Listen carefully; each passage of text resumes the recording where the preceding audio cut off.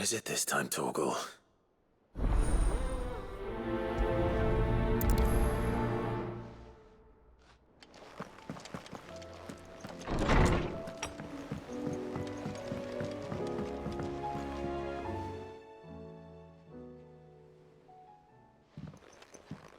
Pining for something, boy.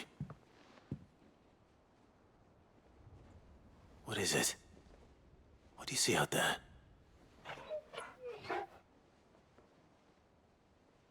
I never did ask where you got that anklet of yours.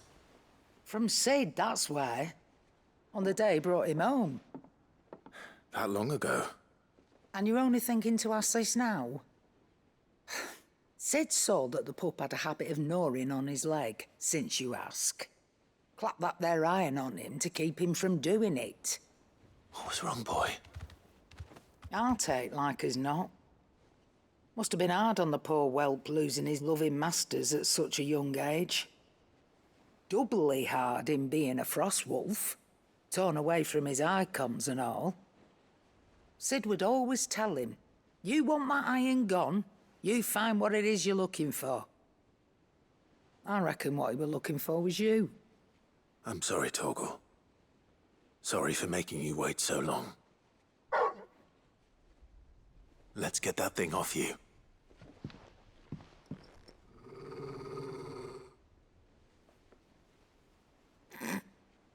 Doesn't sound like he wants it off. Indeed. You miss Sid as much as the rest of us, don't you?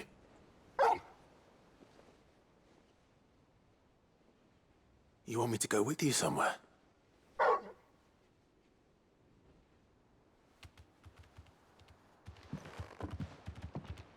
Quick, aren't you? Glad you've been paying attention. Not nearly as much as you have, Lady Karen. Aye, good thing and all. It's not like Gav would have kept him in nuts and rubbed his belly these past 10 summers. Your kindness is appreciated. You've been a good friend to him. Only because he doesn't talk back like the rest of you. Go on now.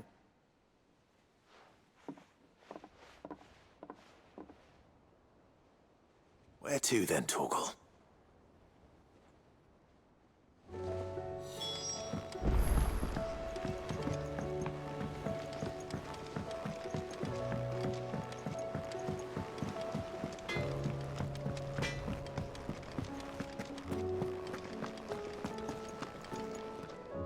All right, Torgal. Where are you taking me? I'm going to need a little bit more than that, boy. Do you have a better hint for me? Unless... you've already given me one. Back on the rear deck, you were looking west, toward Rosaria.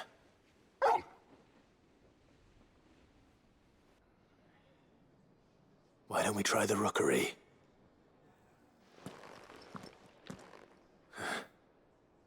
I haven't been to the island in almost 20 years. To Port Isolde, then. Fingers crossed the old mooring is still there.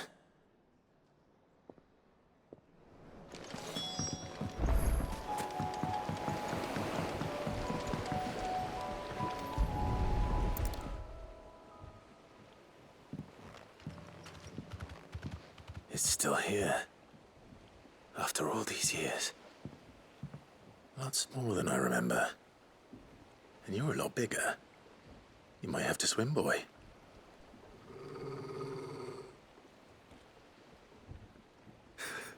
I wasn't being serious.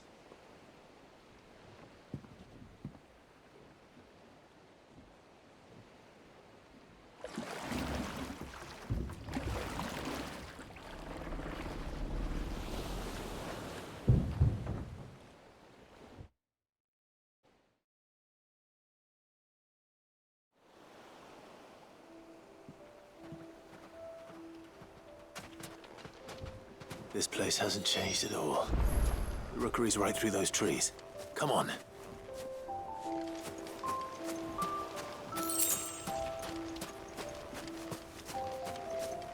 Race you there? I bet I could still beat you.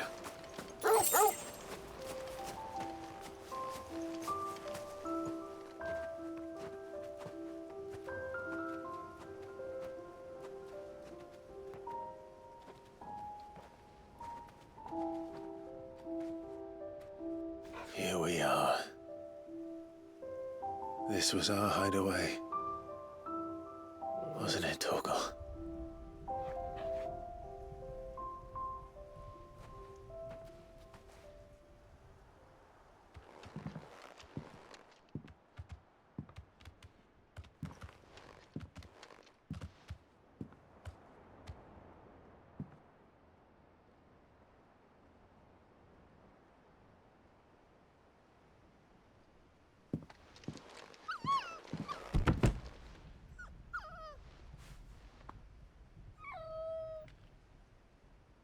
Coming here helped me to forget who I was. Or wasn't. Prince, shield. Son his mother could love. Had I been any one of those things? Perhaps.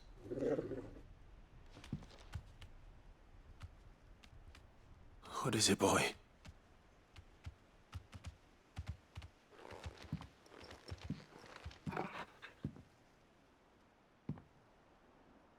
This is all from the castle. And Phoenix Gate. Did you bring these here?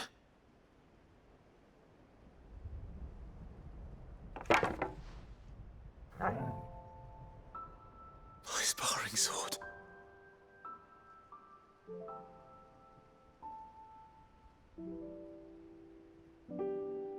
Well, well. You never stopped looking for me, did you, boy?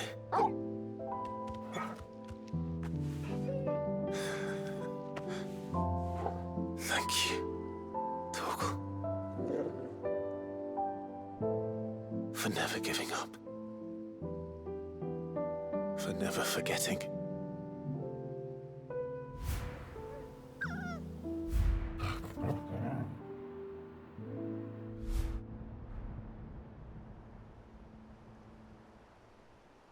Let's take this with us, shall we?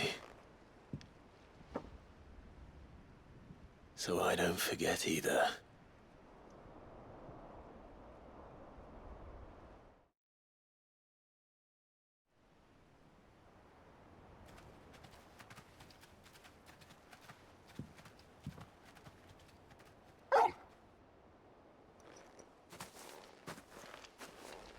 That's not the way back to the boat, Torgal. All right. I'm coming. I think I know where we're going.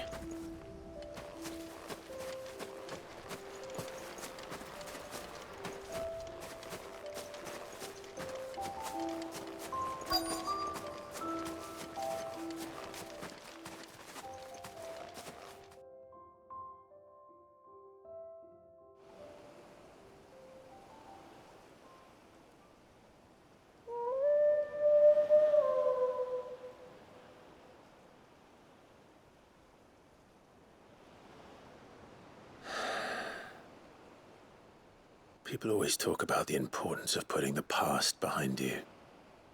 But without it, we wouldn't be who we are today. And we certainly couldn't steer our way to a better tomorrow. Come on, Torgal.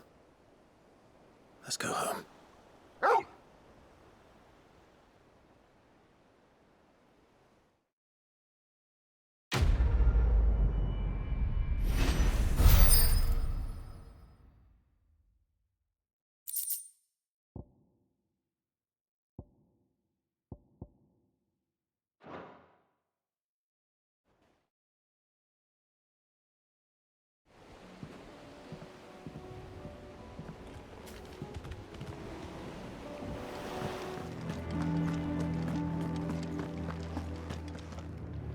Do you have a moment, Clive? What is it? It's the Duke, unsurprisingly. His Eminence has assumed full control of the garrison and put every able-bodied man to work on the fortifications. The town was left all but unguarded, so Philippe was compelled to form a citizens' watch to fill the void. And though my dear boys have been characteristically willing to assist him in this, they want for bodies. So I was wondering if you would lend them your strength, that the people of Northreach might sleep easier, if only for a few nights. Of course. Whatever you need. Thank you, Clive. What would I do without you? Philippe told me he had men stationed at... Where can I find the mistress of this establishment? Here, my lady. To whom do I have the pleasure of speaking? My name is Sabine, and it is my displeasure to be the daughter of the Duke of Oriflamme, who I understand is causing you and your town no small amount of trouble. I wish to speak to you about what might be done. Very well. Let us speak. I trust you'll forgive me, Clive. Absolutely. Our conversation can wait. Please, proceed. As you know, my father is a most overbearing and supercilious man, and I join you in objecting to his every action. Indeed, I owe you my thanks for continuing to argue against his reckless plans. Yet I fear he is not one to be swayed by reason. No. He must be made to face the consequences of his actions. And who would make him do this? I would. Myself and several other like-minded individuals. Were you to join us, we would surely have the strength to drive him from Northreach for good. Does that not seem a trifle... drastic? Drastic action is precisely what is called for. Unless you are content to see your people downtrodden and dispossessed. My father would have it that citizens exist only to serve the Empire. That they should be forced to make every sacrifice to ensure her revival. But he is wrong. It is not the people who must serve the Empire, but the Empire who must serve her people. He's always been like this. Scornful of the opinions of anyone he judged beneath him. But he cannot be allowed to ride roughshod over the common folk any longer. We must fight him by all possible means. Fight him? No. My purpose is to quell the tension in Northreach, not to stoke it. Respectfully, my lady. Our only chance of saving this town depends upon every one of us uniting against our common enemy. Your father and his followers included. While I understand your frustrations, I cling to the hope that he may yet be won round. False hope, I assure you. But I see that your mind is made up. I shall bother you no longer. If you will extend me the same courtesy, I bid you good day. She certainly has spirit. Indeed. But unfortunately for us, that spirit is only likely to harden the Duke's resolve, which may be enough to seal the fate of this town. Not that she cares. This is all about her and her father. Families. I'm sorry, where were we? Ah, yes. I was about to tell you of Philippe's plans for the town watch, but perhaps it's better that you heard them from him. I believe he's in the market, if you'd be so kind as to seek him out. Right away. It's just a pity I cannot join you. I'd like to see the two of you in action together.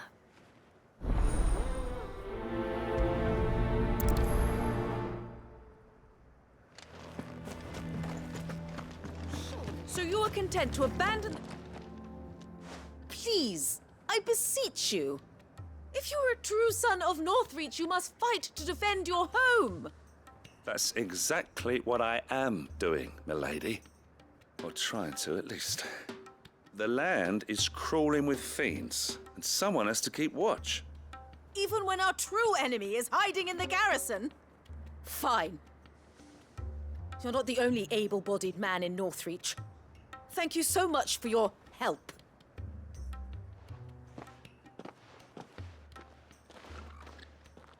She cornered you too, then?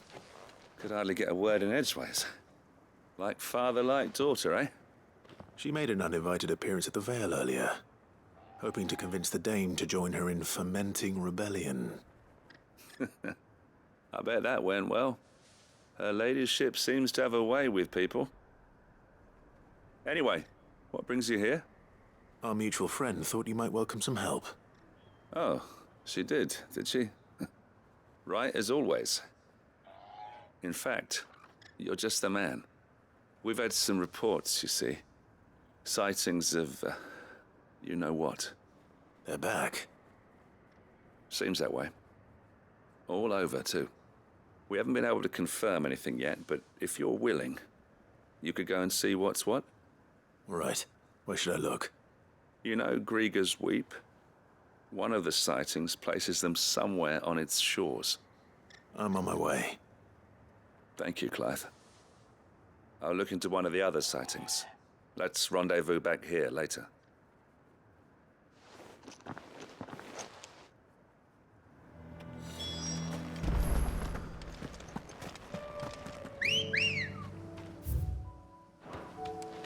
Come on.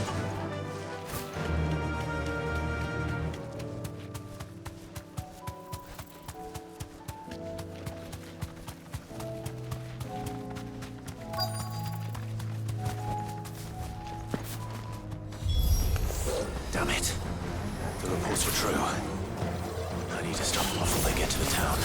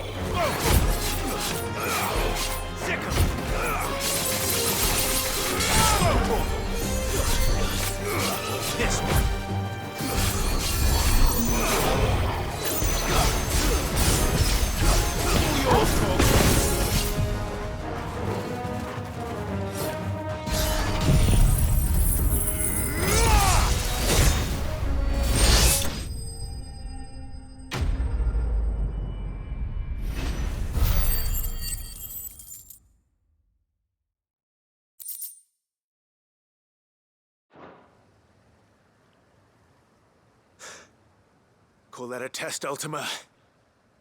Clive, it's me. You all right? I am. But it seems the reports were true. The thralls have returned.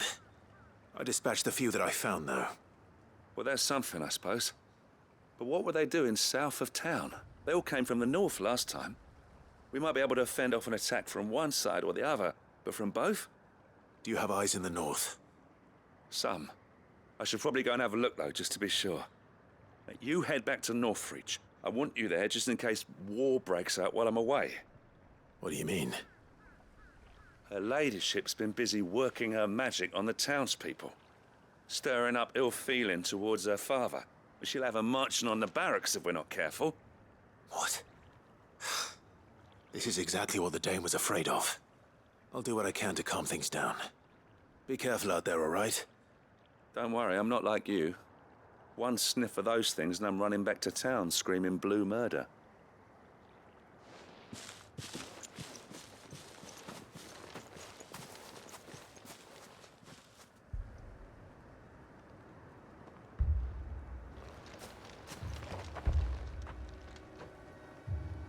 Do you not see, Father? The people of Northreach have given enough, and only a fool would ask for more. Listen to me, Sabine. Where would our people be without their country, hmm? The Empire is their sword and their shield. It is she that ensures they can live without fear. And now she teeters on the brink. Without their sword, how will the people fight? Without their shield, how will they protect their kin? Can the unarmed stand against the advancing hordes? No. But there is yet hope. A new shield, a new sword. A new empire. We can rebuild Sandbreck, just as great Grieger wills it. Perhaps we could, Father. But we don't want to. Not if it is built on the broken backs of the people. Please, let us not quarrel in the street. You must see that no good will come of this. Our fight is not with each other, but with the threat that draws ever closer to our gates. A threat that your sword has yet to rid us of, Your Eminence.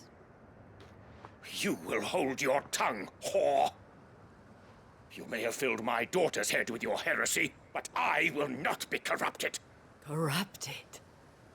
Your daughter's opinions are her own, as you would know if you had ever deigned to listen to her. At least I hope they are your opinions, and not posturing born of a family feud. Northreach deserves better than that. Northreach deserves better than you, Carla! Yes, I know who you are. The slut of Twinside who bedded a branded. Jealous, are you? That a woman might choose a bearer over a pious man of Griga. Clive! I met a swarm of thralls coming south from Oriflamme. Hundreds of them. Too many to count. No. Work on the fortifications has scarcely begun. We will retreat to Caernarvon and there make our stand. Did you hear me? That was an order! While this is but a heartfelt plea, let us make our stand here and protect our homes. Protect those that we love. Together, for Northreach!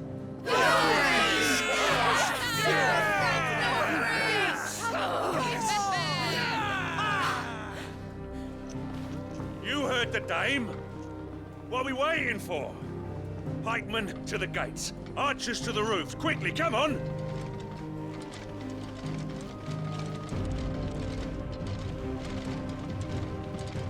But she is but a common... Whore, yes. And we'd follow her to the gates of hell.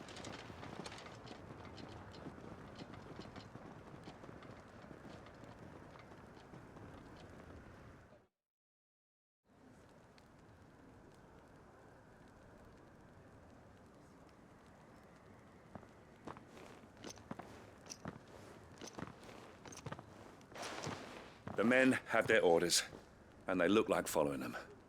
I got them spaced out at regular intervals. Whichever direction the thralls strike from, there'll be someone there to meet them. Thank you, Philippe. Rest assured the people will play their part. The herbalist has donated her stock of medicines to me. Should any of your men be injured, take them to the Vale. We'll see to them there. Thank you, milady. I will. I'll play my part too. You still want for numbers. Unlike the enemy. I only hope I can go some way to evening the odds.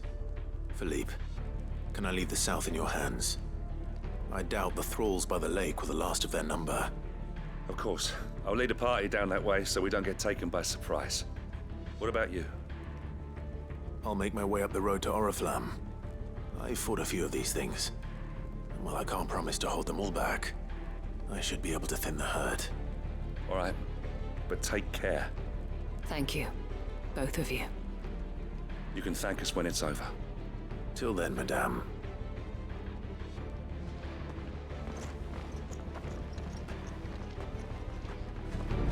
When the fight begins...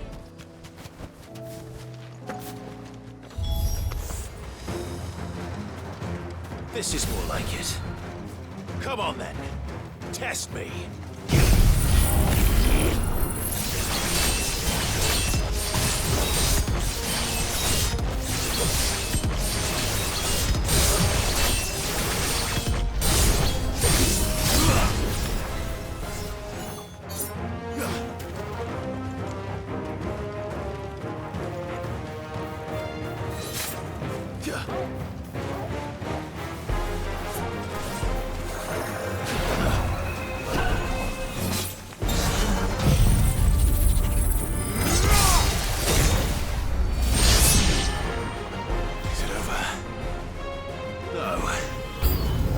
Just begun.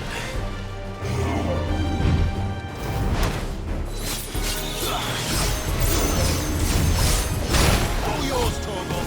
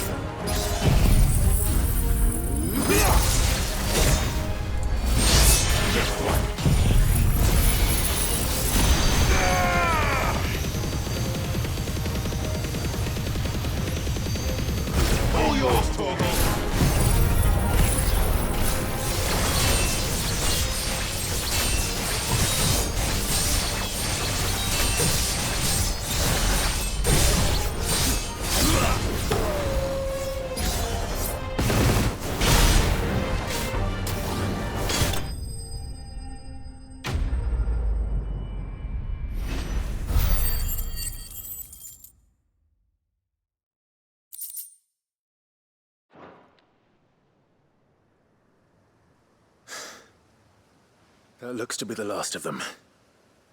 I wonder how the others fared. Better hurry back to town. Come on, Torgal.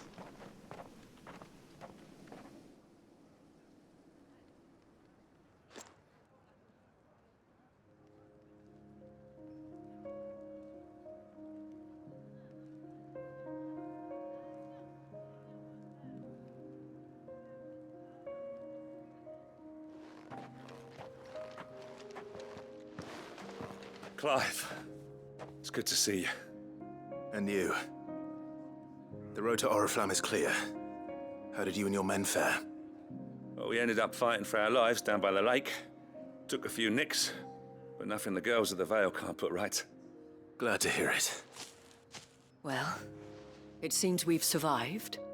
For the time being, at least. I thank you both for answering the call. You were right. And I was wrong. About everything. I had thought that the only way to unite the people was under the banner of Empire. That without a strong hand to guide them, they would drift apart. To be borne hither and yon by the eddying currents of fate. But you brought them together. Not by force, nor by the exercise of goddess-given authority, but by simply being one of them. By knowing what they feel, because you feel it yourself. Our purpose was ever the same, Your Eminence. You were merely distracted by a loftier vision of empire and glory, while our eyes beheld matters closer to home. You have the right of it again. As did you, Sabine. His radiance said it himself. Sanbreque is naught without her citizens. I forgot that, and I am sorry. I'm sorry too, Father. I should never have taken things so far. I only wanted you to understand how the people felt. How I felt. But my anger got the better of me. Do not blame yourself, my dear. This was my doing. I should have listened to you. To all of you. Your Eminence, your ladyship, I do not doubt that you came here with the best of intentions. But I believe the same could be said of us all. We all want safety, security, prosperity. Not just for Northreach, but for the entire realm. And we may yet achieve it. If only we work together. Will you join us in this? Yes. We shall. Thank you, Your Eminence. Now that that is settled, I must go and see to the wounded. The Vale's doors are always open to any soldier in need of relief. And today there are more than ever before.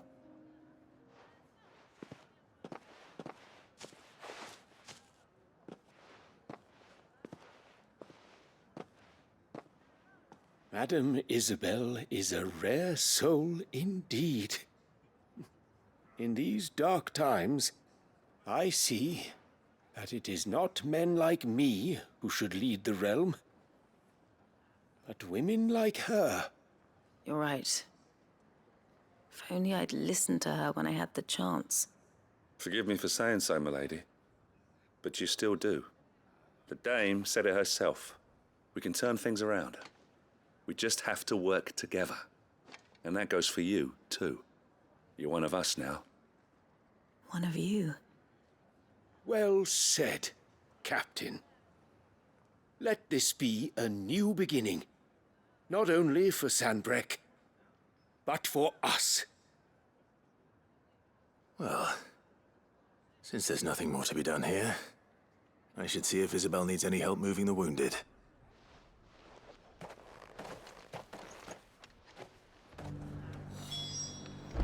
Can we get you anything?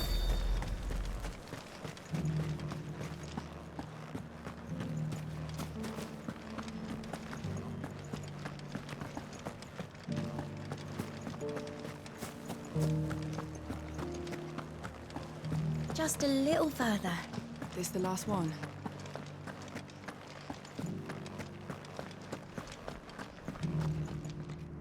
How goes the treatment of the wounded? I'd be happy to man one end of a stretcher if it would help.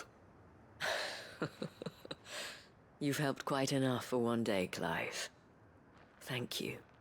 Don't mention it. Oh, but I must.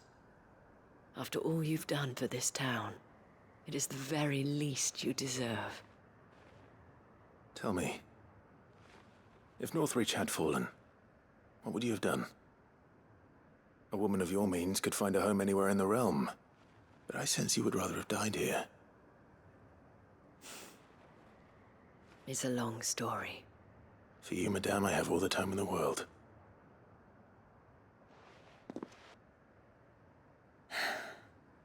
Very well. Long ago, I had a life in the Crystalline Dominion. I was Carla then, courtesan to the nobility. So sought after was I that it was only they who could afford my time. Alas, those halcyon days were not to last. For naive as I was, I fell in love with a bearer. He was my master's guard, the gentlest man I have ever known. After they discovered us together, he was whipped bloody and forbidden from ever looking at me again. And so we fled. Not that we had anywhere to flee to. We wandered, aimless and starving, half dreading, half praying that the next day would be our last. Until we found ourselves here, in Northreach. It was the Veil that took us in, that fed us, clothed us, and healed our hurts.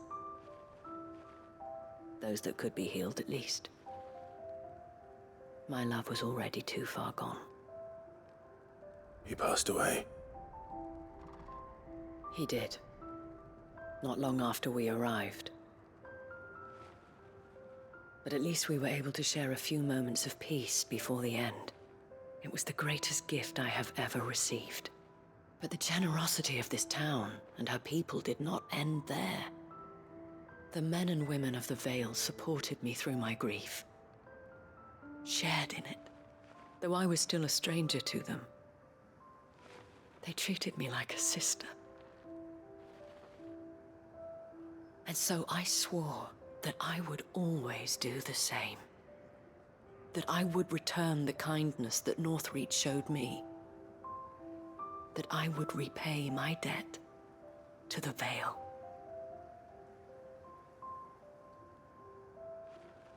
Thank you, Isabel, for sharing this with me.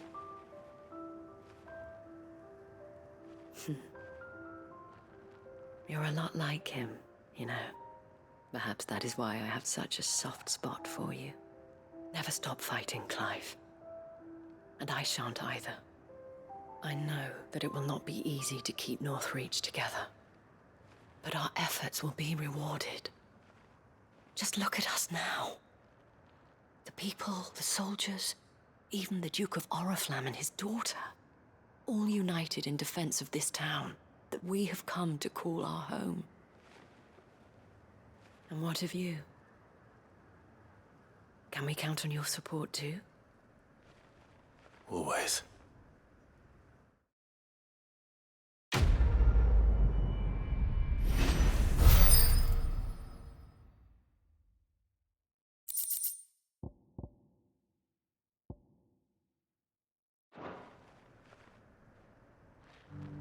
We have brought Northreach together. Now the fight begins to keep her together. For if this town is to survive, we must all play our part. Including you, Clive.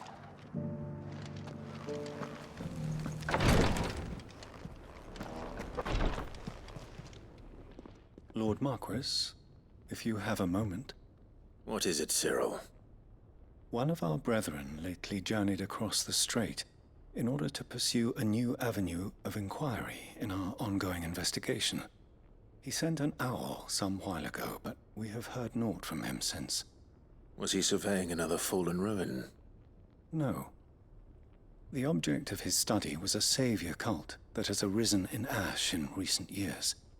We believe it may have some connection to the Circle of Malleus, an ancient religion that worshipped Ultima as its god. By gaining an understanding of this new faith, we hoped to learn more of the Circle's original beliefs. And so you sent one of your brothers to Ash, a continent teeming with orcs and Akashic. Fully cognizant of the risks, yes. I entrusted the mission to one of the most able of our order, the Third Chair, a master of the arts of combat and survival both. Though he has been silent for some days now, I have thus far refrained from sending any others in search of him, lest they be lost in turn. Yet, it seemed only right to inform you of the situation, given your unique experience of the perils of Ash. For as you so earnestly advised me, it would not do to abandon a man to his fate, when he might yet be saved.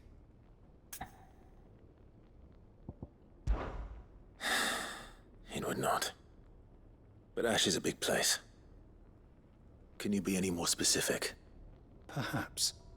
The last owl I received from him mentioned a village where he had heard the cult were wont to assemble. Mickleburg was its name. It lies in the southern reaches of Waloed. If aught ill befell him, I expect it did so there. Right. I'll see what I can do. You are much too kind, my lord. Go then, with my hopes, and may the Firebird's flame ever burn in your heart.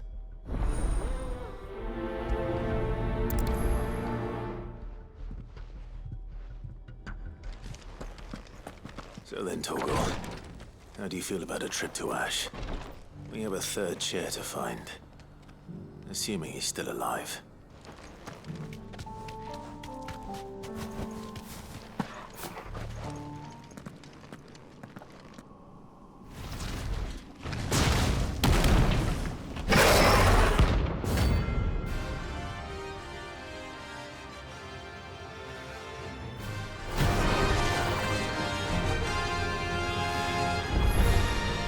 Look who's here to meet us. Pity there are some fond visitors.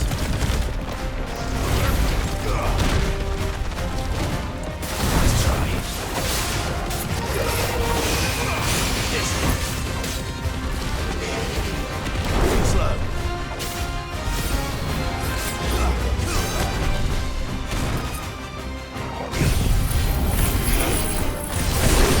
Thanks, boy. That's better.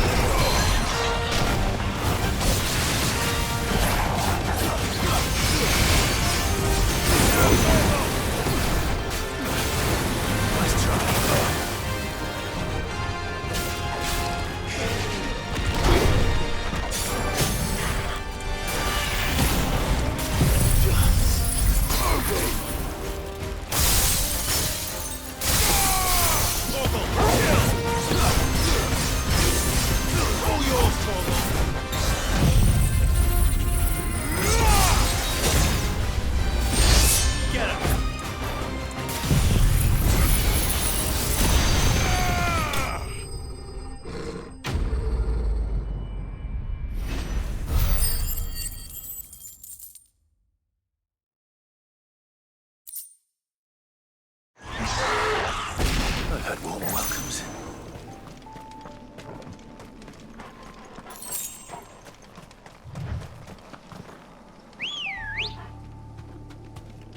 Ready, go? Faster!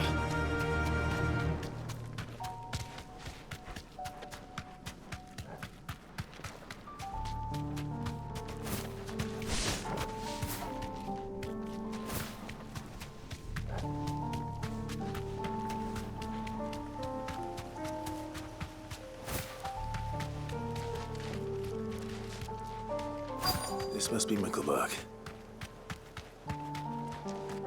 You deserve a rest.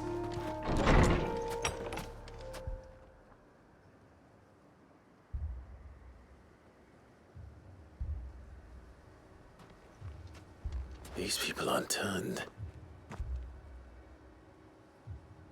And the village seems safe enough at least.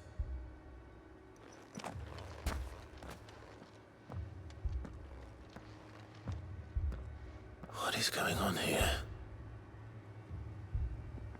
Ah, did you too heed the call? Heed the call? No, I came here looking for someone. To be honest, I wasn't sure I'd find him here. Let alone all of you. Is that so? What are you doing here? Is this where you live? It is my home. The others, they heeded the call. You keep saying that. What do you mean? They came here to perform the rite, just as King Barnabas instructed. This village is their altar, where they shall cast their shoals upon the gentle waters and give themselves to the Lord. Give themselves. Oh, Lord, cleanse us of our sins. Let us be reborn in your loving arms. Free us from the torment of this mortal realm. They want to be saved. Forgive me, but did another foreigner like me come here? He was probably wearing a cowl. You mean the traveler from Storm? Yes. He is staying at my house, toward the rear of the village. Thank you. If you don't mind, I'll go and greet him. They seek the same salvation Barnabas did. Salvation. At least the third chair is still alive. Let's go and find him.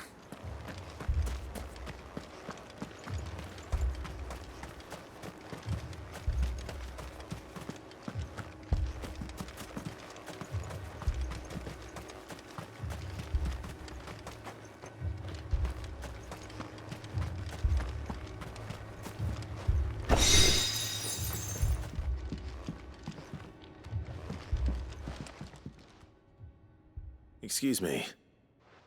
Are you with the Undying? I am. And so it would appear, are you? Lord Rosfield, if I am not mistaken. That's right. And you must be the third chair. I am. Cyril was worried for your safety. He sent me to find you. Then I must apologize. I did not mean to trouble the bearer of the burning quill. Much less you, my Lord Marquis. He said that you had failed to report. Is there a reason for that? I came here to study the followers of this new faith. But the more I learned of them, the more my own faith began to falter. You have seen them at their prayers, have you not? They devote themselves to the veneration of their Lord with a fervor I have never seen before.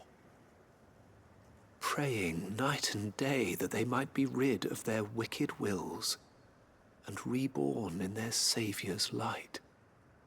Not that they might be granted respite from their worldly woes, but so that they might continue to serve him.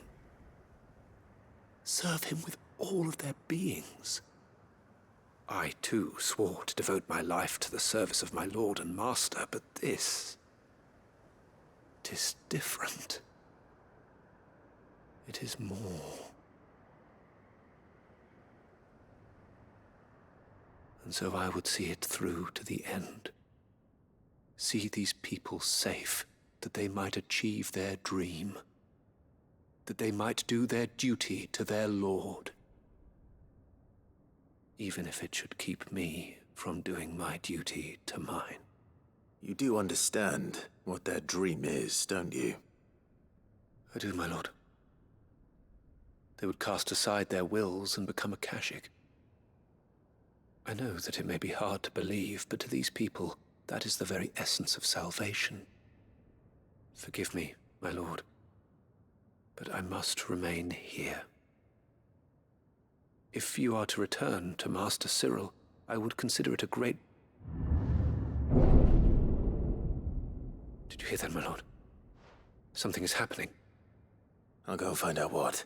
Stay here.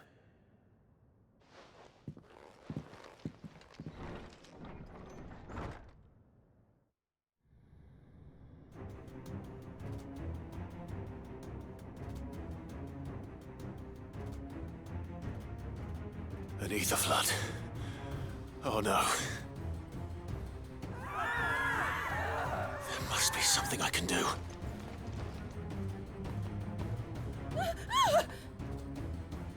Echoes as well. Found her. Come on. Over here!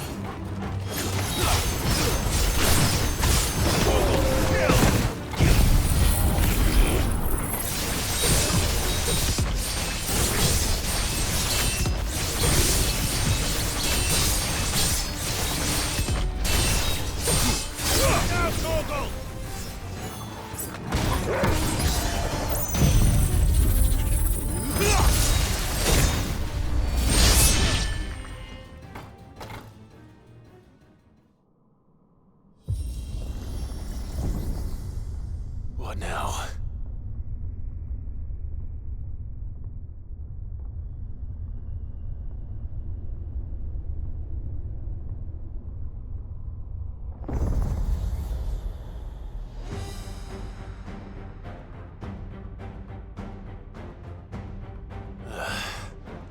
We meet again. I've killed your kind before.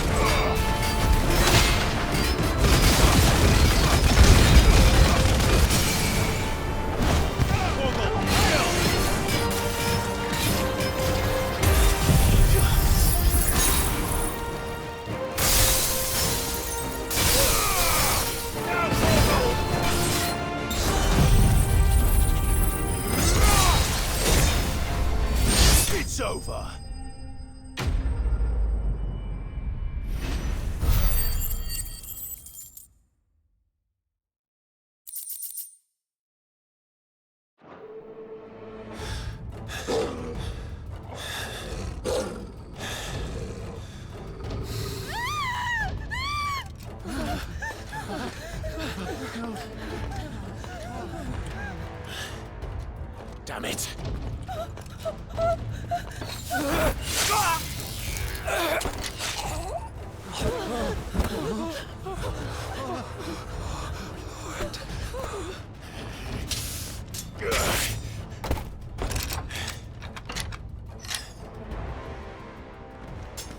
Don't you die. Come on, speak to me. I had to save them, that they might have a chance to find true salvation. By devoting themselves to the service of their Lord. Just as I did, when the Undying plucked me from the gutter and gave me a cause to believe in. A duty to serve was everything to me, and I would not deny them that fulfillment, even if they must become a Kashik in order to achieve it. Forgive me, my Lord Marquis. I did not mean to trouble you with this. My findings. Could you deliver them to Master Cyril for me? Of course. Your duty will be done.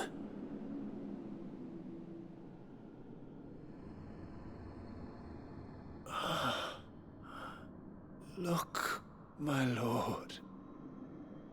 They are saved.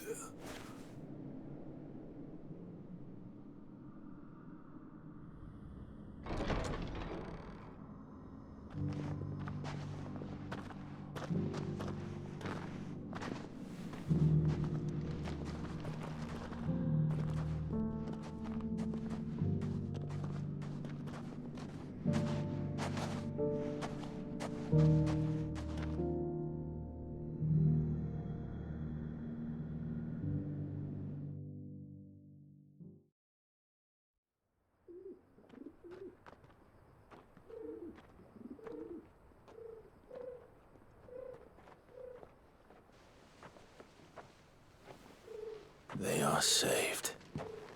Founder. I should get this report to Cyril.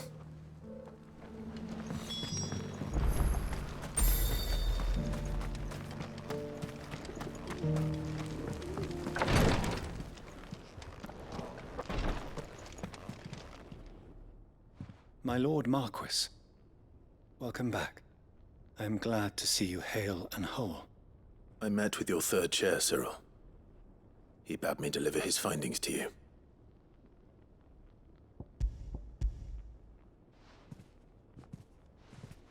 Thank you, my lord. He remained in Ash? He died protecting the villagers from an echo. I buried him in Mickelberg. I'm sorry that I couldn't save him.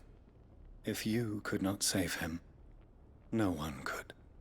The villagers, they were believers in this savior cult. They prayed to their god that they might be unburdened of their wills. Then an ether flood came, and their wish was granted. Your brother sacrificed himself that they might live, even knowing that that life was death by another name. Then he perished defending liberty. A hero's end. For the right to choose how one dies is no less sacred than the right to choose how one lives. Sid would agree. He wanted to build a world where people could die on their own terms. A noble ambition. To die for one's cause is the most perfect expression of one's faith. It matters not how misguided others might judge one's decision to be. Only that the decision is one's own. We live according to the teachings of our order.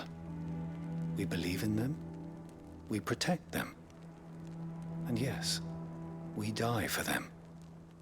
For better or worse, that is our creed.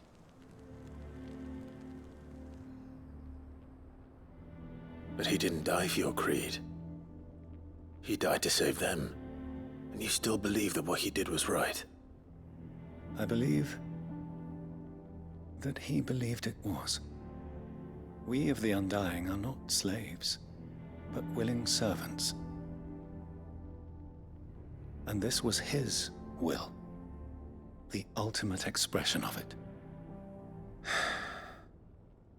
All right. I'd like to know this man's name, Cyril.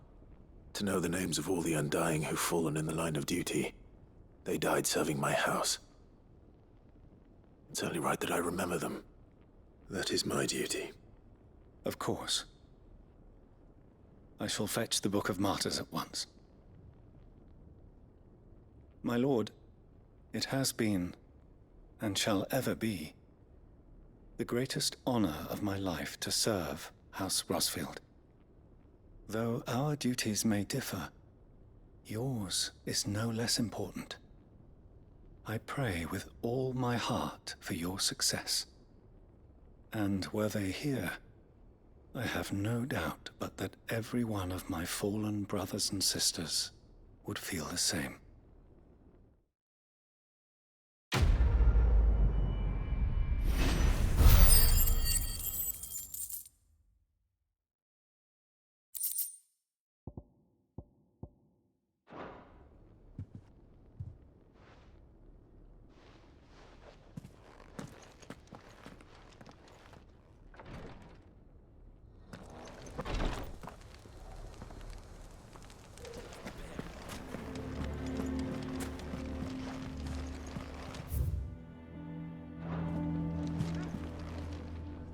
Here to help me pack?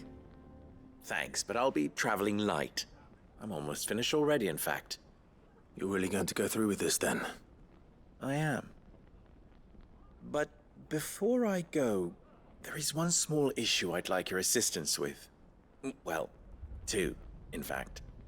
If it's within my power to help you, I will. It's the children. I refuse to let them share in my disgrace. And if I leave them here, they surely will. Our friendship would see them ostracized forever. But I can't take them with me either. I can think of only one place where they are certain to be safe, and provided for, and loved. The Hideaway.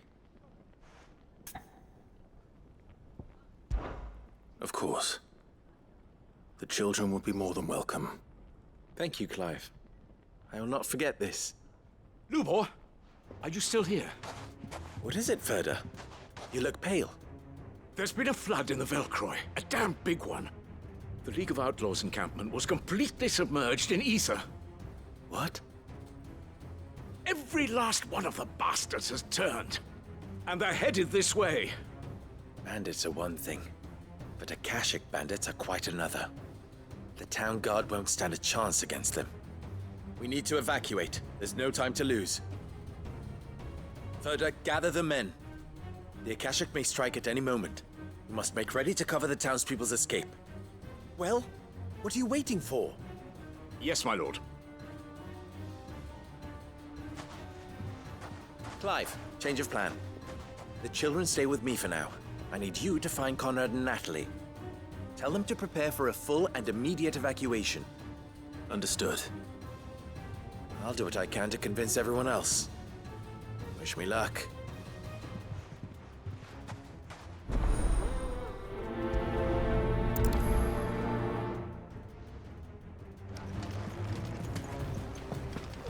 You have to listen to me. They're coming. Why do they always have to make such a fuss?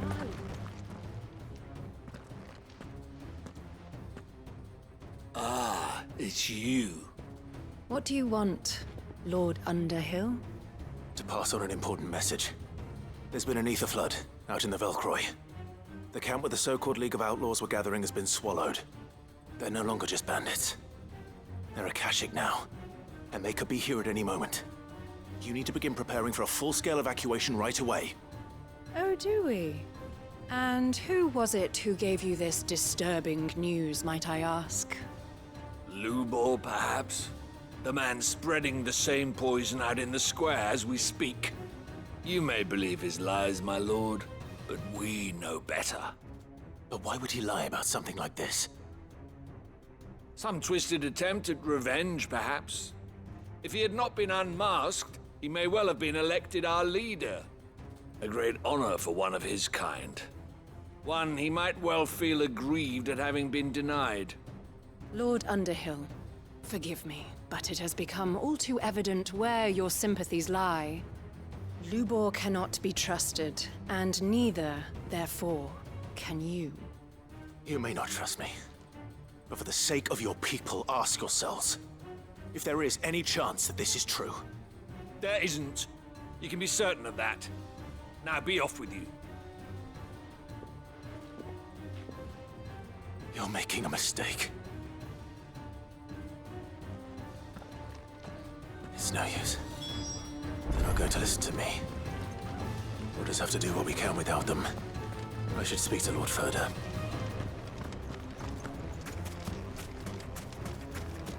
I think we'd better shut up. What's Lubor raving about now?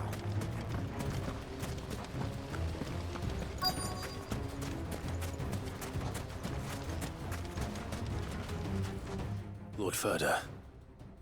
Sid, what's wrong? I went to warn Conrad and Natalie about the Akashic, but they wouldn't listen. They've convinced themselves that nothing Lubor says can be trusted. The bloody fools. Which means the town guard can't be counted on for support. But I can. If there's anything I can do to help you defend Dalamil, you only have to ask. I appreciate it. Sid! Further! I've been looking for you everywhere. Victor? I thought you'd left. I couldn't abandon a friend in need. And Lubor is in need at this very moment. Come quickly.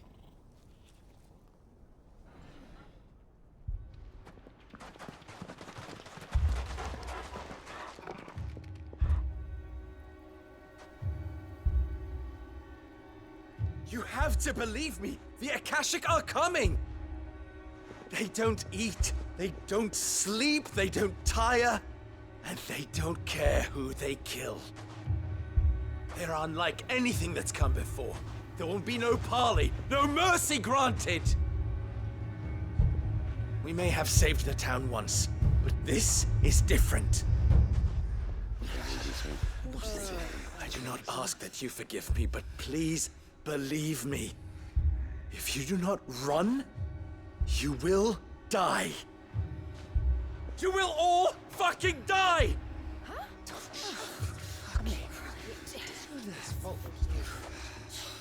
You'd like that, wouldn't you, bearer?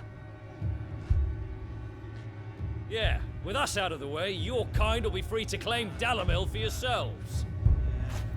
You should run! Run, bearer! Yeah, run! Run! Far away! Run!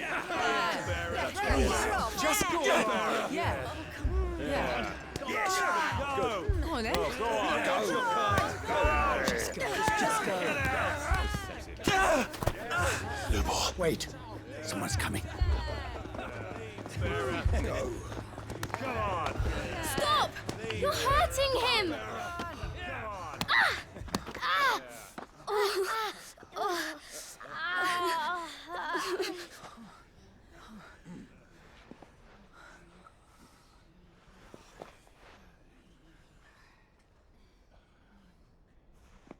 What did Lubor ever do to you?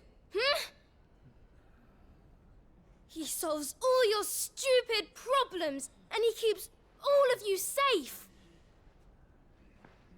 You know there's nothing he wouldn't do for this town. Who was it who made that cleaver you use every day, Conrad? And what about your counting table, Natalie? Who fixed that? Whose men make sure the streets are clean so all your boots don't get dirty? Who spends all day, every day making sure things run smoothly round here? And none of you ever say thank you. Ever. But did Lubor ever complain? Well, does he ever stop smiling? He keeps this whole place going! And you act like it doesn't even exist!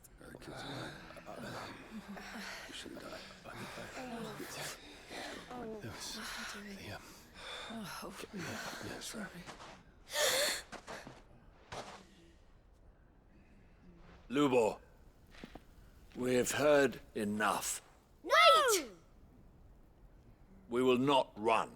The town guard will not abandon the very place it is sworn to protect. And I will not give up for lost the stores that we labored so hard to fill.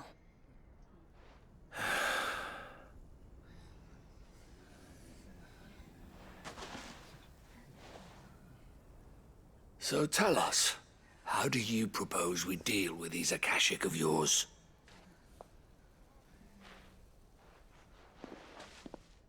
We won't run, but we will fight. All right, then.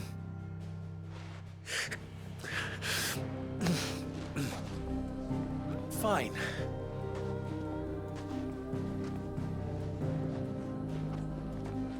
Gather round if you don't want to die.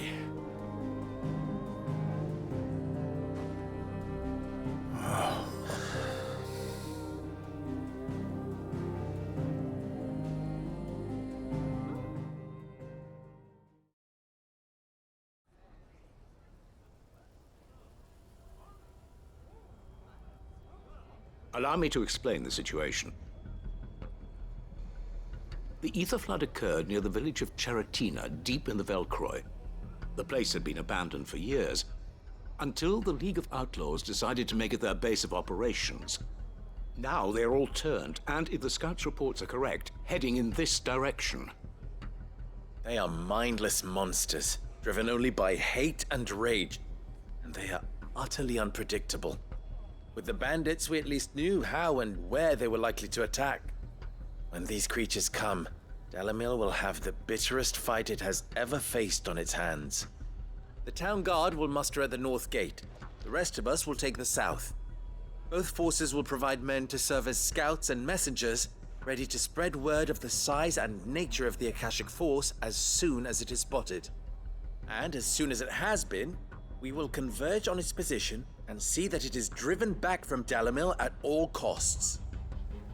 Conrad, can I count on the support of the town guard? Always.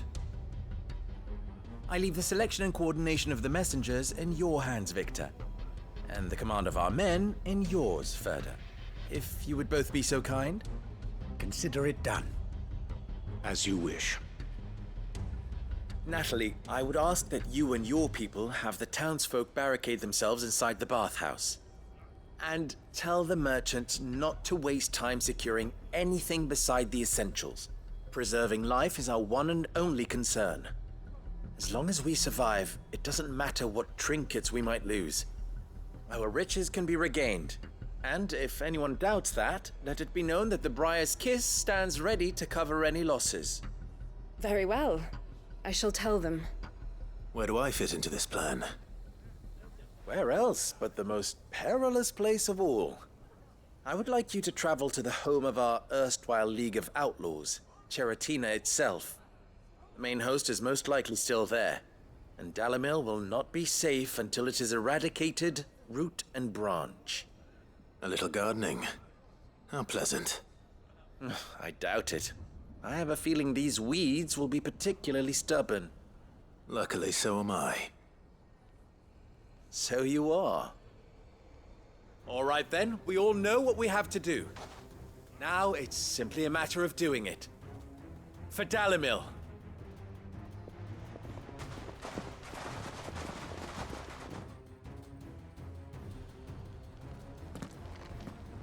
Looks like everyone's ready.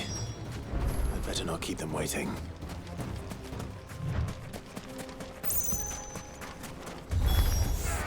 We can't leave a single one alive.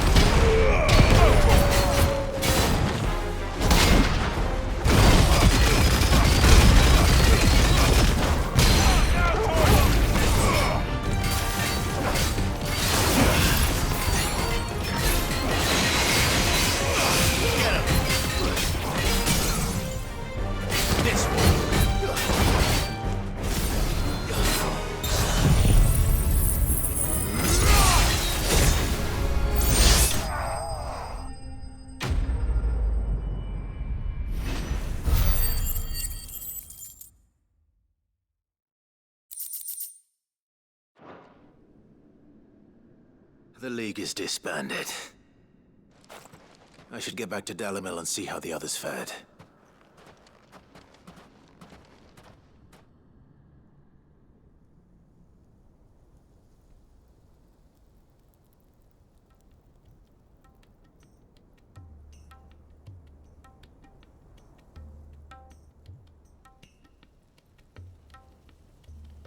All the Akashic we were able to find have been dealt with.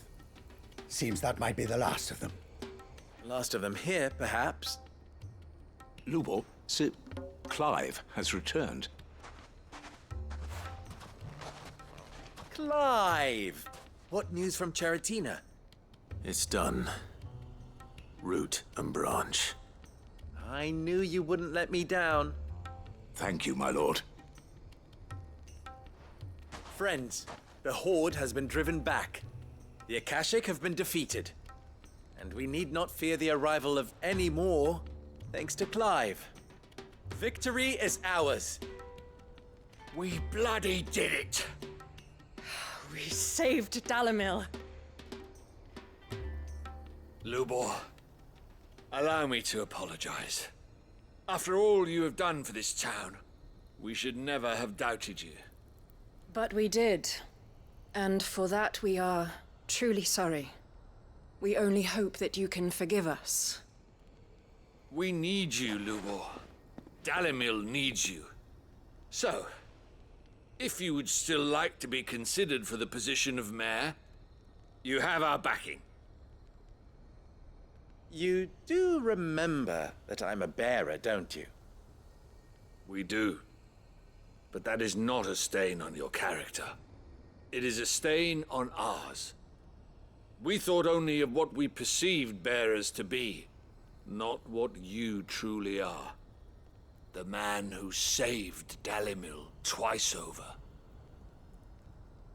I see. But I will only accept your proposal on 2 conditions. Name them. Firstly, that you will both do everything in your power to rally your people to my cause. If the Town Guard and the Merchants League do not accept my leadership, it will be doomed from the start. Unity is the key to defending Dalimil, and I do not doubt that we shall need to call on our combined strength again. When that time comes, I will expect us all to pull together, just as we did today. Of course. You have our word. And secondly, you will accept that if I am to lead you, the mistreatment of bearers must end here in Dalimil. Any bearer within our walls shall be afforded the same rights as any other citizen. They will not be judged by what they are, but who they are. As we failed to do, and came so close to losing everything. We agree to your conditions. And we have only one in return. That you continue to work for the good of Dalimil, as you always have. Condition accepted. Well then, it seems my mayorship is all but confirmed. Do I get some sort of special hat?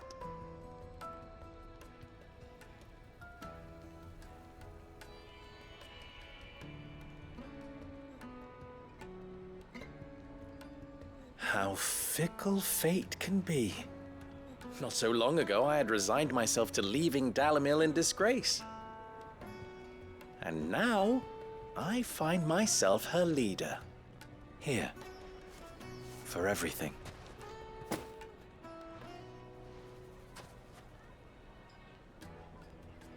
Lubo. About the children. Fear not, you are of course relieved of your responsibility. I would sooner face another horde of Akashic than see them brought up as outlaws. I'll make sure they're safe here. I don't doubt that you will. And not just the children, but everyone in Dalimil. I'll do my best. Can't have all your hard work going to waste.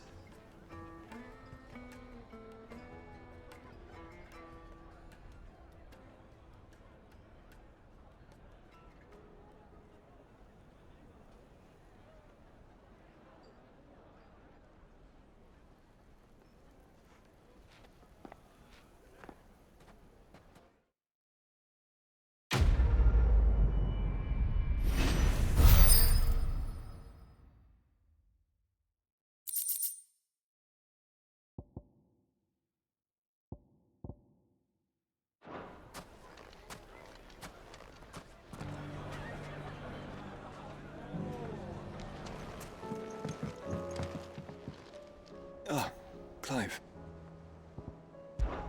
This is it then, brother.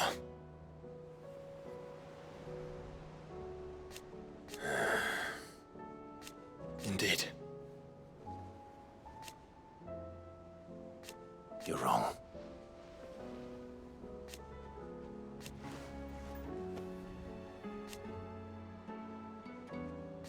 Of course.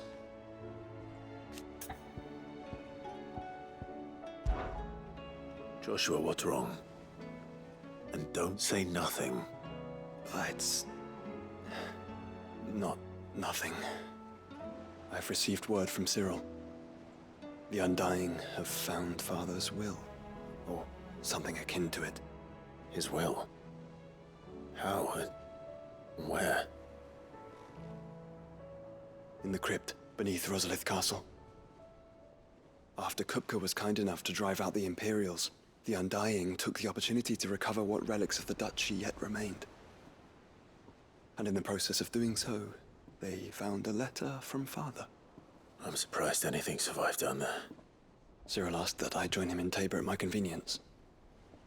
I have been meaning to go, but would you join me?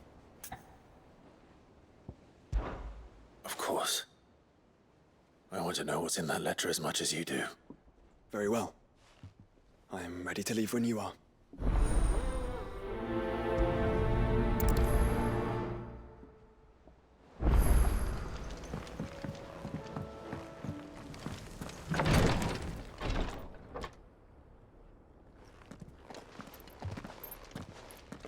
Your Grace, my lord, I trust your journey was not overly onerous.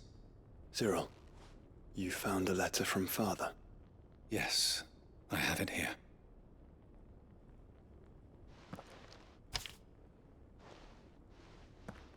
If you would do us the honor, my lord.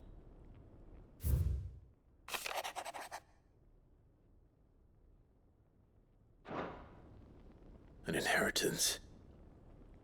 It would seem the late Archduke penned this missive shortly before his passing. The day before we left for Phoenix Gate. What are these plans he spoke of? His plans for the duchy, Your Grace. Your father entrusted them to my predecessor, the former bearer of the Burning Quill, who entrusted them in turn to me. The complete emancipation of bearers is their stated aim. But your father's dream did not end there. His Grace also spoke of building hospices to care for those stricken by the curse, and the founding of a new university to further the development of non-magical technologies. With the blight spreading ever more widely across the twins, Archduke Elwyn saw this as the only means of securing Rosaria's survival. He wished to see men and bearers treated as equals. To see centuries of common wisdom overturned. Small wonder he did not think it achievable within his lifetime. But he thought it achievable nonetheless. Had he not, he would never have written this message.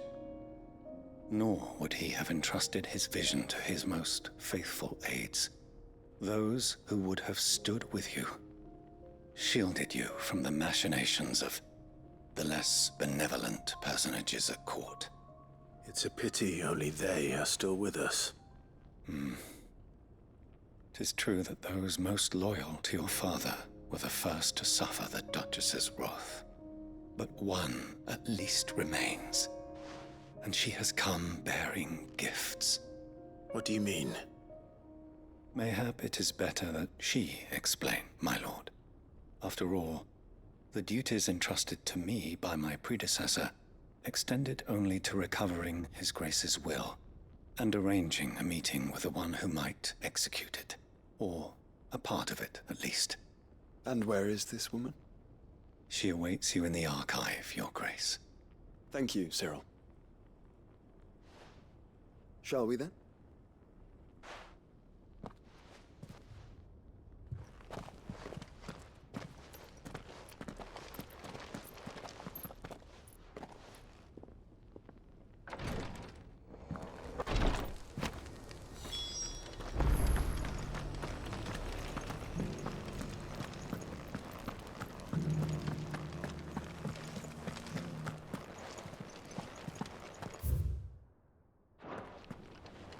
The Undying are not the only secret fellowship in this realm, you know.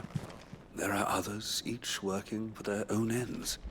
Why, not so very long ago, a society committed to discovering how one might cast magics without a catalyst was found to be operating throughout Valisthea.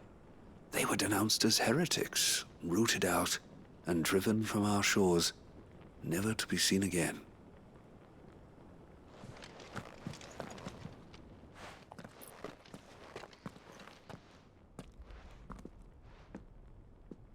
My lord, Your Grace.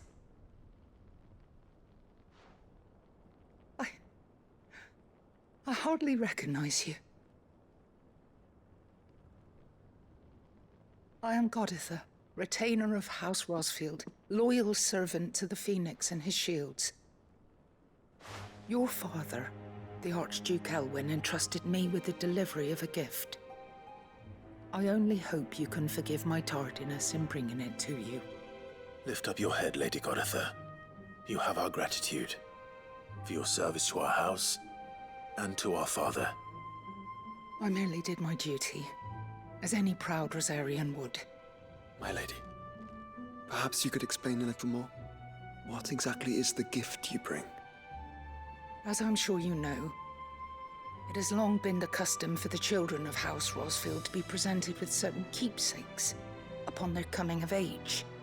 Indeed it has. Our father often spoke of the day when our turn would come.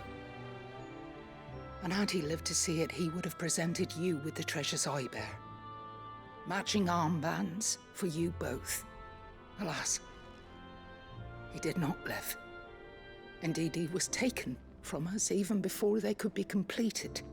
He had intended to claim the Heartstone with which each armband was to be finished himself, but it was not to be. And his gifts remain incomplete. I see.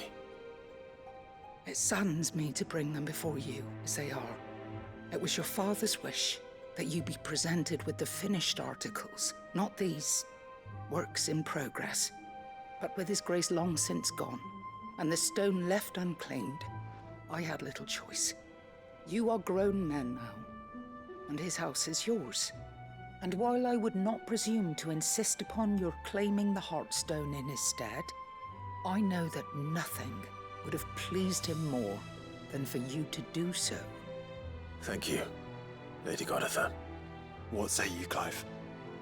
What else? Of course, my lady. May our father's will be done. Oh, I am much obliged. Do you know where we might find this Heartstone, my lady? I do.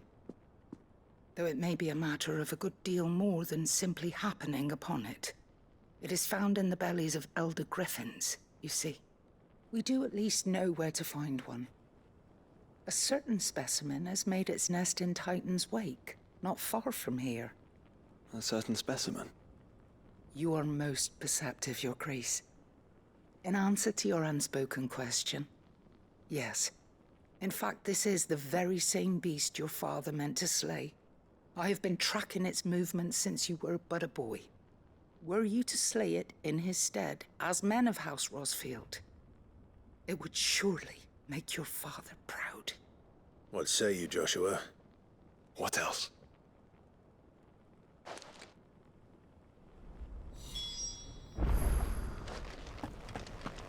Titan's Wake is to the south of here. But we must not be hasty. The good lady has been disappointed once already. There it is! For House Rosfield.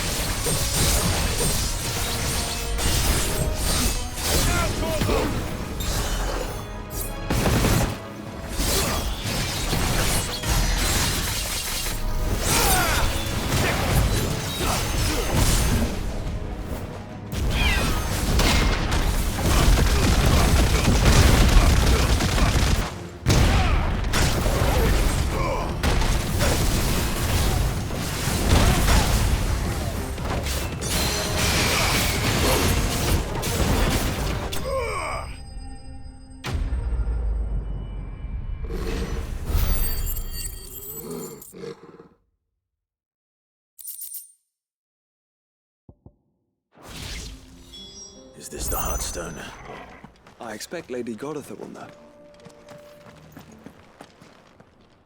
Oh, thank the Founder you were safe. The Griffin is slain then? And the Heartstone claimed.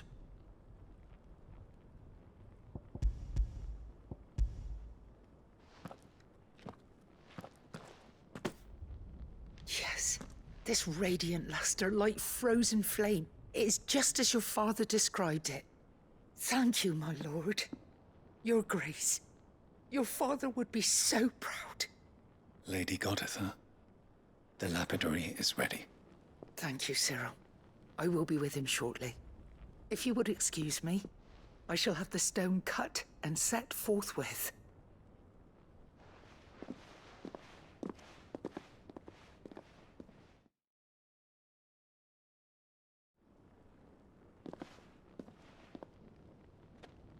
The armbands are complete. Pray, take them. They are yours, after all. Heartstone is harder and more enduring than garnet, or even ruby. It symbolizes unwavering will and devotion. And the graven vines encircling the stone represent the unbreakable bonds between you. It's a message. Father knew we had enemies both inside and outside the duchy. Enemies who would thwart his vision. Only with unwavering devotion would it ever be realized. And only if we stood together, as Phoenix and Shield, as brothers in arms. Only then might those enemies be overcome. Indeed.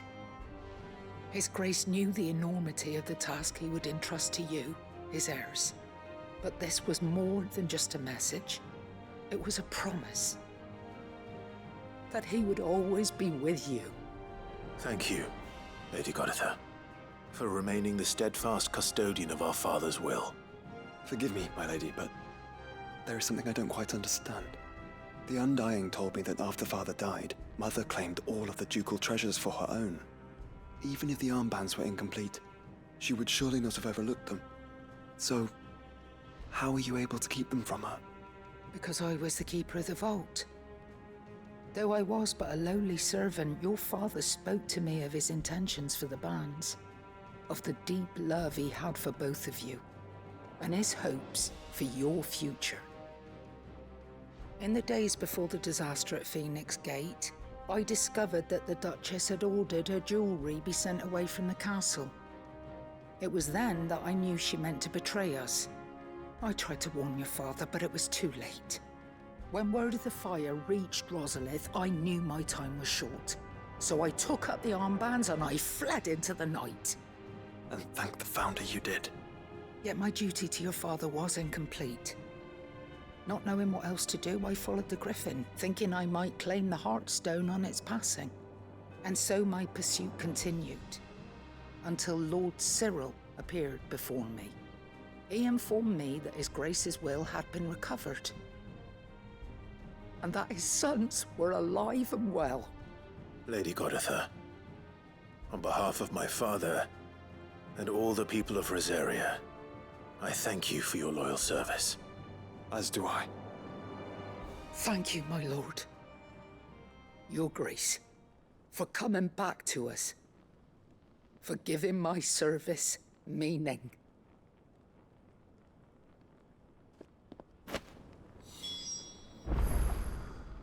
I remain your faithful servant, my lord.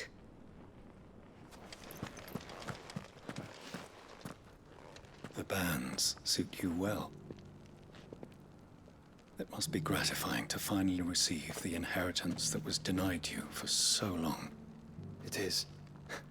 And we thank you for the part you played, Cyril. If you would permit me to play my part a little longer, might I suggest that you make your way to your father's memorial atop Hawk's Cry Cliff? Let him see that you have received his blessing, and that his vision lives on in you. I suppose it would be churlish not to. What do you say, Clive? Shall we pay your father a visit? I think we should. I was hoping to be able to offer him my thanks before we left for Origin. Your father's helm is enshrined there. It has been since since the day we recovered it from Phoenix Gate. I prithee claim it, for it too is a part of your inheritance, and I do not doubt that your father would prefer it in your hands than perched upon some lonely rock. Thank you, Cyril.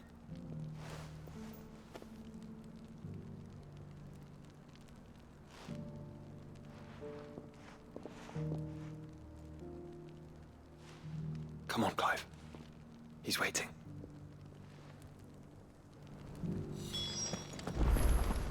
Wit, unwavering will, and an unbreakable bond.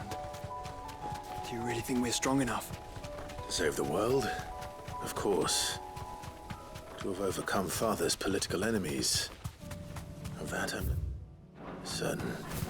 Especially knowing what we know now. What Mother was truly capable of. And perhaps these bands would have helped. Knowing he was with us would have made all the difference. It's just back there.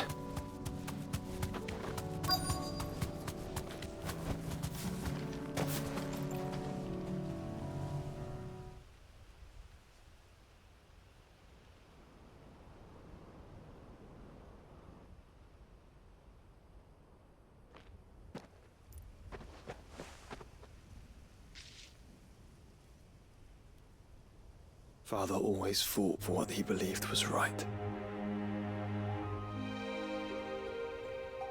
It wasn't until that night at Phoenix Gate that I realized I had never fought for anything. I always had someone else to do the fighting for me.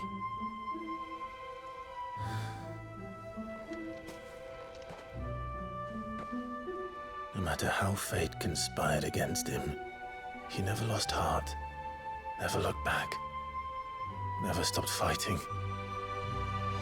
To me, he was the greatest of men. And I've been trying to live up to his ideals ever since.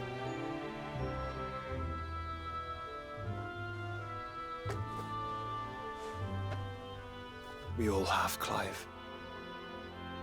We all have. And we'll keep trying. Because that's what he would have wanted. What he would have done himself. Even if it meant standing against the very gods in the heavens. I shall be borrowing this, Father, if I may. That you might watch over us as we follow in your footsteps.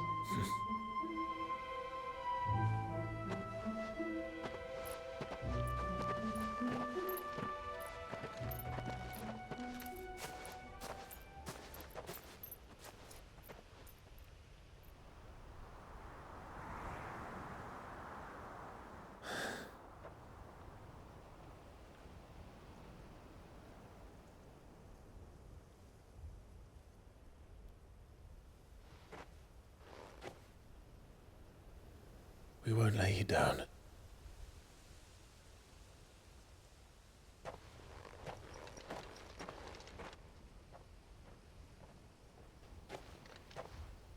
Onward then.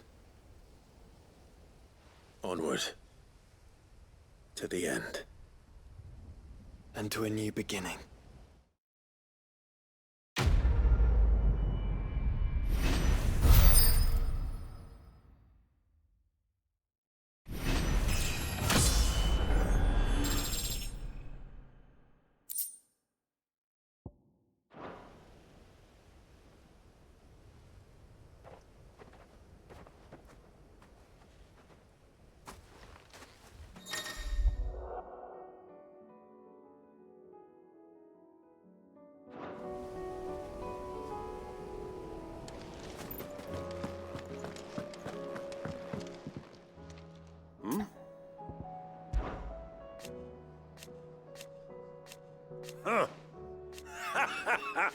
Thank you, Uncle.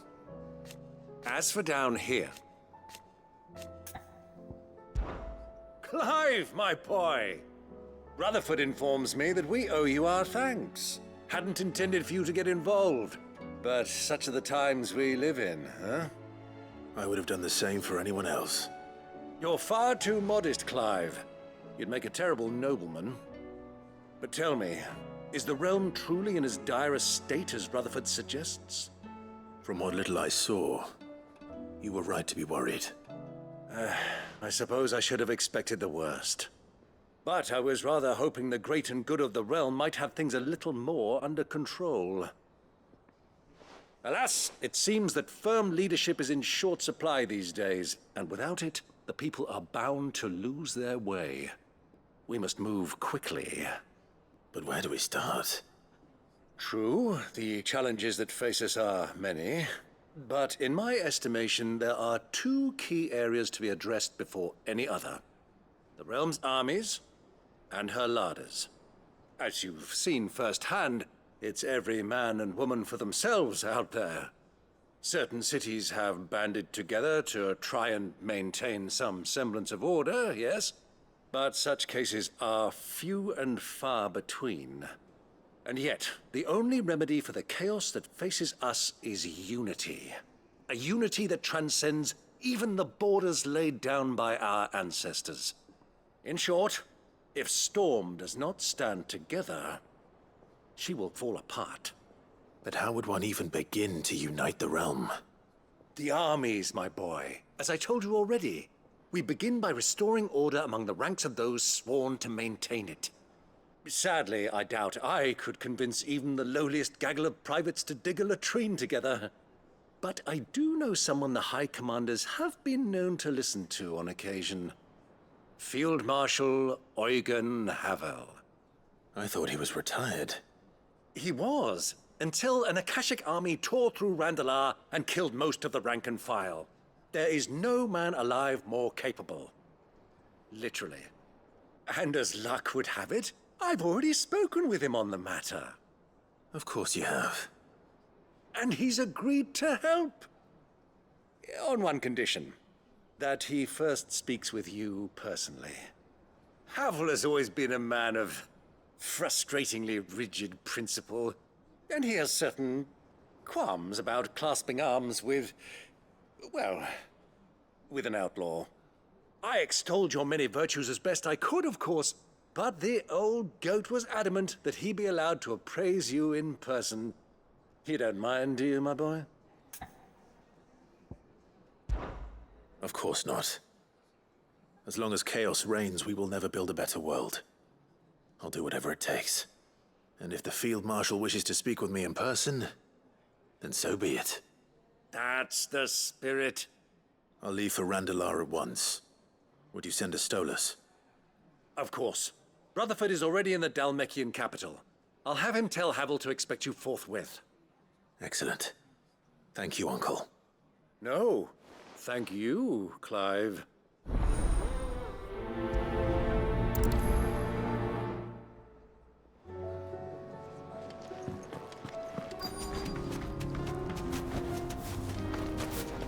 It can't be Rutherford, can it?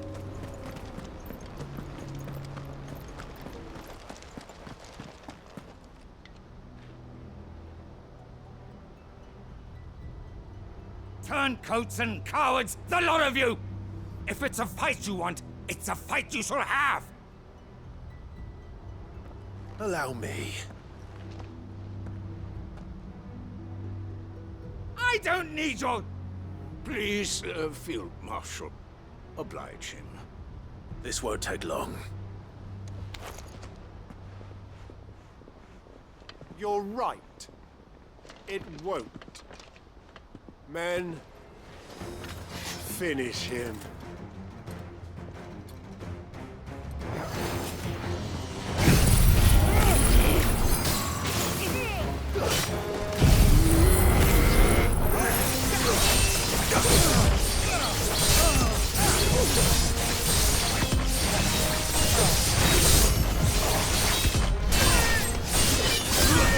Kill!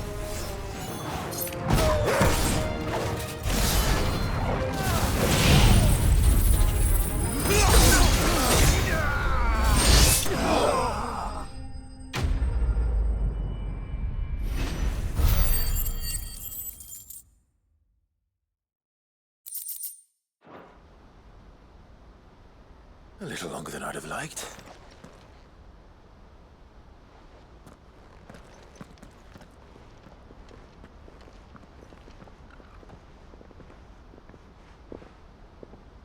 Field Marshal Havel, I presume. Are either of you injured? No, my lord. You arrived just as our escort turned on us. Fucking traitors. I'd heard reports of soldiers in the outlying regions abandoning the oaths they swore. But I hadn't thought the corruption had reached so close to the heart of the Republic. It's a fucking disgrace. Your interfering old bastard of an uncle tried to warn me, of course. My lord Marquis. Or is Sid the Outlaw more to your liking? Call me what you want. It doesn't change who I am, or the urgency of the message I bring. My uncle has a plan to right the realm, and he needs your help to see it through. Before I agree to anything, I'd have you answer one question. What do you stand to gain from all this? I won't deny that I might benefit from further chaos. But I seek a new beginning for all of us. And while the choices I've made may not always have been the right ones, I know I made them for the right reasons. For so long, so many of us have been told how we could live, how we could die, when it should have been our decision all along. Now we have a chance to put things right. But in order to take it, we must stand together. Even if it be beside those with whom we don't see eye to eye.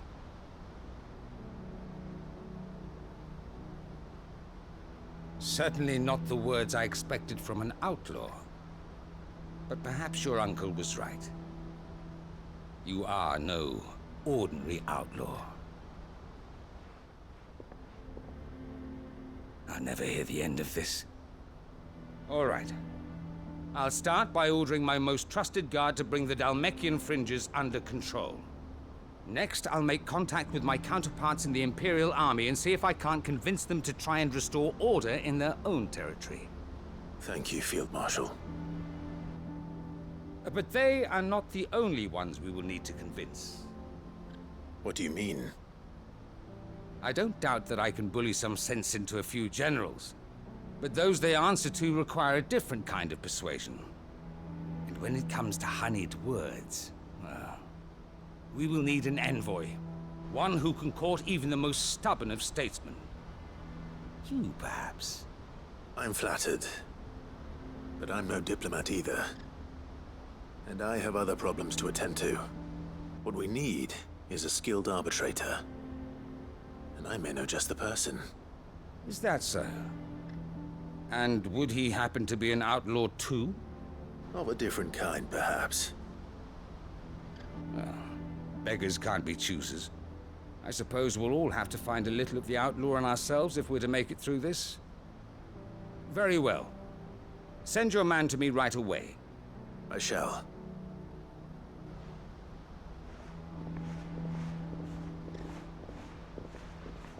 My Lord Marquis,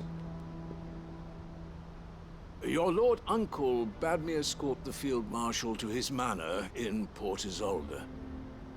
And I will see that my associate joins you there. Very good, my lord.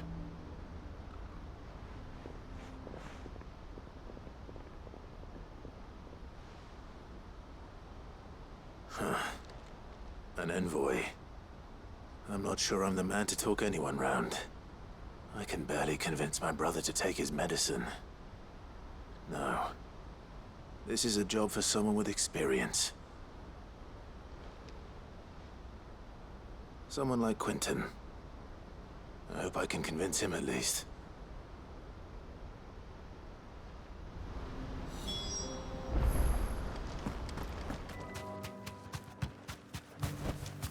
That'll do, girl.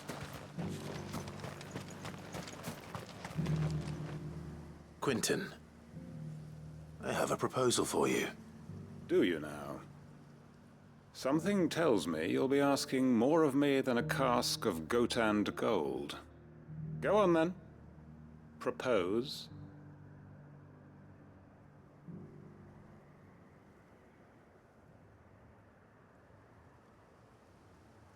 You'd have me convince the chiefs and chamberlains of the realm that they should simply swallow their pride and do the one thing that has proved impossible for thousands of years. Was there anything else? Perhaps I can fetch you a meat pie as well. I know it's a lot to ask, but I can think of none better suited to the role. And you'd have me give up what little I have left to do it. I told you, Clive. The people of Lostwing are my family, and I cannot abandon them. You'll have to find someone else. I'm sorry to hear that. So am I. And why might that be? What he's asking. How's it any different to what you've done so far? They want you to speak for those who can't speak for themselves. That's what you do best. If it's the vineyard you're worried about, we'll see that the grapes are picked and the tons filled. You know we will. It's not that. Then what is it? You said yourself we're family. Don't you trust us? You know that's not what I'm... Then what are you saying? That only we are worth saving? Why turn your back on everyone else?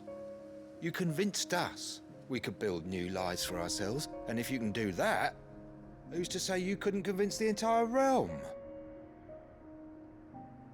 A stirring argument. I fear that any rejoinder I make might fall somewhat flat by comparison. So you'll join us? Where do you need me? Field Marshal Havel will want to speak with you in person. He's currently in Port Isolde. I can arrange for a party of Cursebreakers to accompany you there. That would be very much appreciated. I hear the roads are far from safe these days. Hopefully not for long. My uncle will want to know that his plan is taking shape. Uncle, I bring good news. The Field Marshal has agreed to your plan. Ha! Of course he has. I didn't doubt you for a moment, dear boy. Rutherford is accompanying him back to your manor in Port Isolde as we speak. They will await your return there. As will one other. One other? Who, exactly? Lord Havel was concerned that even if he could get the realm's armies to agree to an accord, he might not be as successful in convincing those with political power.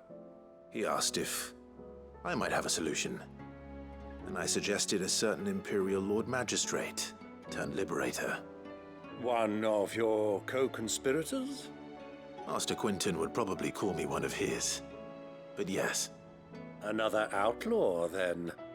Just the thing we need to put these rotten politicos in their places. Good thinking, Clive. I'm glad you approve. The more the merrier, eh? Uncle, assuming Havel and Quinton can solve our problem with the armies, you still haven't mentioned how we might manage the grain shortages. Oh, don't you worry, my boy. The 7 high houses will be seeing to that. They have all agreed to make the most generous of donations. Oh, of course, it did take a little persuasion, but luckily I had some unexpected help.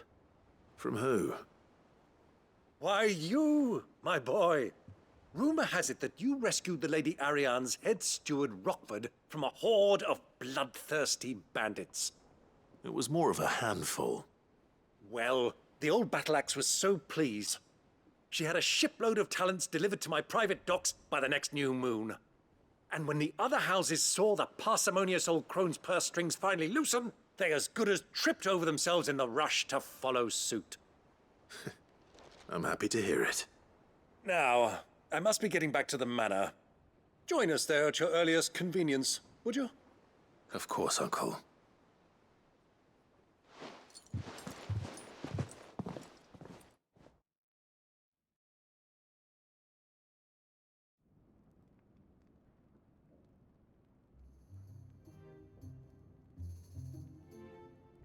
And how, pray tell, will we get that grain to the capital if the roads are still overrun with akashic? You'll find another bloody road. I only have so many men, and I'm not about to send them headlong into an ether flood. That is, unless you'd have them turn as well. Well, I'd certainly eat less. Says the man with a belly bigger than a band of curls. My soldiers actually need their rations. Without any food to keep them going, they'll be dead even before you've sent them on your fool's errand. If I may, gentlemen, perhaps I might suggest an alternative approach. Though supply routes are indeed disrupted, there is no shortage of ships. Indeed, they bob away in every bay from here to Randalar, awaiting a safe haven. Allow them to make port and fill their bellies full of grain. And once those who crowd the cities are fed, ferry the displaced back to the countryside to work the fallow fields. But I'm sure that you wish to continue your discussion. Forgive the interruption. Two such firm friends as yourselves need no help from the likes of me. Rutherford spoke fondly of the great bond between you. Us? Friends? I can't stand the man! Clive, I'm beginning to question the quality of the company you keep. And what kind of company were you expecting him to keep? The man's a criminal! Criminal? How dare you? You are not fit to breathe the same air as this fine, upstanding young gentleman. Upstanding? He calls himself Sid the Bloody Outlaw! Once more onto the breach.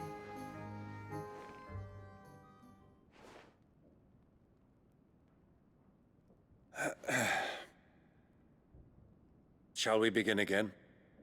What we seek here is not to create a new nation, nor to claim the thrones of those that already exist.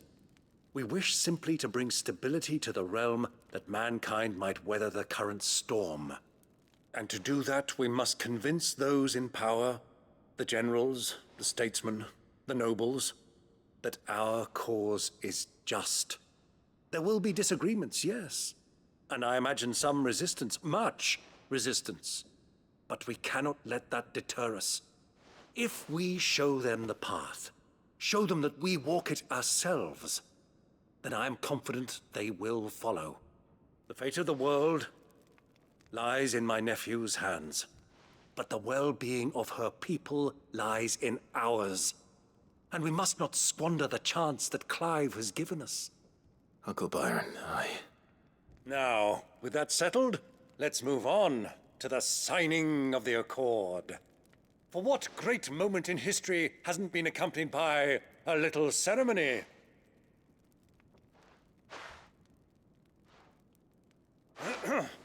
Citizens of Valisthea, I present to you the Tri-Unity. Rutherford, Mike Will.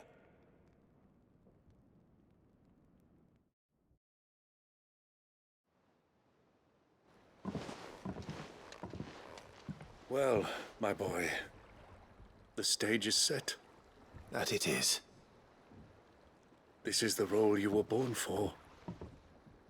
Now I ask only that you trust in the talents of your supporting cast. We shall play our parts to the best of our abilities, that you might have the opportunity to shine. The realm needs its Sir Crandall, and there is no better Crandall than you, Clive. I want you to keep this signed accord as proof of our faith in you. I will. Thank you, Uncle.